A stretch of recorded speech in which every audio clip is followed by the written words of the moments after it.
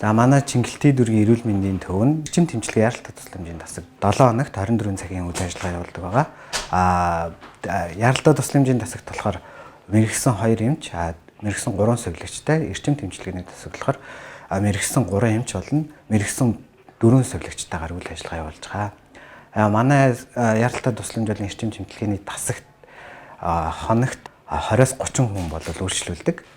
Цашмаг төрлийн харуултууд байна, илэгний хатуурлууд байна, архины хордлогууд байна, хоолны хордлого, цашмаг өвчлүүд болон одоо мэс заслын янз бүрийн өвчлүүд тэднийг бид нэр ялган онцлоод шаардлагатай гэсэн газар руу чиглүүлж өгдөг.